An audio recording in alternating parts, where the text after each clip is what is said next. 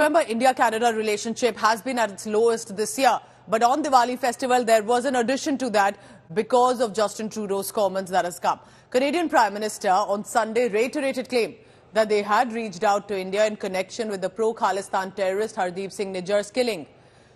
And this, remember, has added to the severe strain that already has been as a diplomatic showdown between India and Canada. The allegations were first made in September, and now Trudeau appears to have repeated it. Trudeau has further underlined that a fight with India is not something Canada wants to have right now, but reiterated his allegations and said Ottawa wants to work constructively with New Delhi on this very serious matter. Trudeau claimed that Canada has reached out to world allies like the United States of America to work on the serious matter. Canada accused India for revoking the diplomatic security of 40 diplomats and for allegedly, as he calls it, violating the Vienna Convention.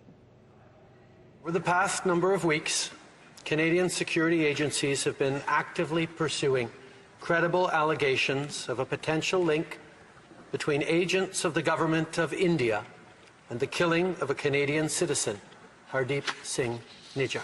From the very beginning, when we learned of credible allegations that agents of the Indian government were involved in the killing of a Canadian citizen on Canadian soil, we reached out to India to ask them to work with us on getting to the bottom of this matter.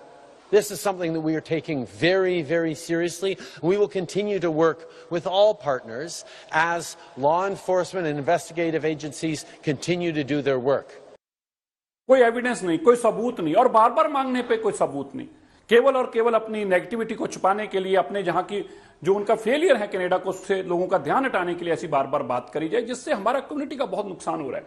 Canada के हालात ऐसे बन चुके हैं कि वहां पे जो गैंगस्टर्स हैं खुलेआम राज कर रहे हैं। सिद्धू मूसेवाले को मारने वाला बराड़ वहां पे वीडियो डाल कर कह रहा है कि मैंने उसको मरवाया है और सरकार को कार्रवाई करने को तैयार नहीं। और तो और गुरपतवंत सिंह पन्नी 19 तारीख को एयर इंडिया की फ्लाइट उड़ाने की बात कर रहा है, उस पर भी कार्रवाई करने को तैयार नहीं, और फिर कहते हैं कि हमारे पर यहां स्पीच की इंडिपेंडेंस है, हम यहां बोलने वालों को बोलने का अधिकार है। क्या ये बोलने का अधिकार है या आतंक लाने का अधिकार है?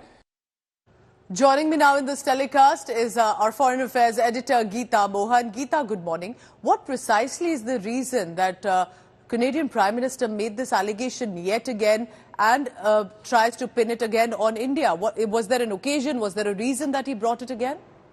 Well, Pooja, it was a question that was asked by a reporter on evidence, and if you see the statement that he's made, he's reiterated, in fact, has become harsher in his statement against India, but did not really provide details on whether if evidence was indeed provided to India. He in fact said that we've asked India to cooperate in the matter and that India was informed about it, but no details regarding what is the kind of evidence or has evidence been shared with India so far or not. So on the security aspect and the evidence aspect, intelligence aspect, there are no responses that are coming from the top brass of Canada. Having said that, he also mentioned going further, talking about how might cannot make things right and that they will continue fighting and seeking justice for the perpetrators of the killers of Niger. This certainly means that tensions between the two countries is going to be on the rise. He also spoke about the 40 diplomats who have been removed from India and said it was in contravention of the Vienna Convention. Although, yes, the convention and the clause that India used was not the regular clause that is used, that's Article 9. In fact, it was Article 11.1 that was used. But having said that, the prerogative to have parity is for the host nation, and that's what India has done. So for now, it seems like Canada is digging in its heels, and we will have to wait and see how that really pans out for diplomatic relations between India and Canada. Also tell us, this year we saw the relationship between the two countries has been at the lowest. We haven't seen India-Canada relationships like that. But for now, how do you see this proceeding? There has been the curtailment of the diplomatic presence, while visas to a certain category have again been resumed.